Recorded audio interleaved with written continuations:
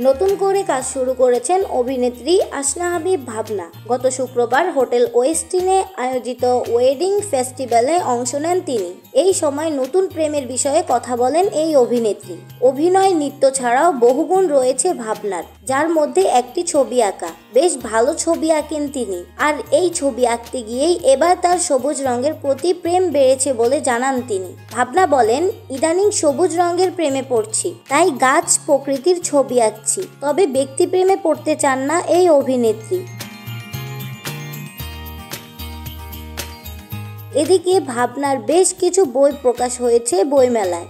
সবশেষ চলতি বছরের বইমেলায় প্রকাশ হয়েছিল তার উপন্যাস কাজের মেয়ে। এবার নতুন সুখবর দিলেন ভাবনা। আসছে বইমেলায় নতুন বই নিয়ে আসছেন ভয়ঙ্কর সুন্দর সিনেমার নায়িকা। ভাবনা জানান 2025 সালের বইমেলায় প্রকাশ হবে তার নতুন বই।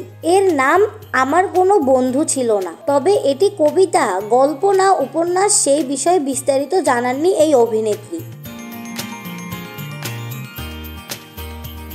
এদিকে সবশেষ ভাবনা যুক্ত হয়েছেন আলতাবানু জ্যোৎস্না দেখেনি নামের সিনেমায়। পরিচালক হিমু আকরামের এই সিনেমায় জুলেখা চরিত্রে দেখা যাবে ভাবনাকে। এতে আরও থাকছেন কলকাতার অভিনেত্রী স্বস্তিকা মুখার্জি ও ঢাকার অভিনেতা শরীফুল রাজ। বর্তমানে তার হাতে কয়েকটি সিনেমা রয়েছে। কাজ শেষ করেছেন দামপাড়া, যাপিত জীবন ও পায়েল সিনেমার।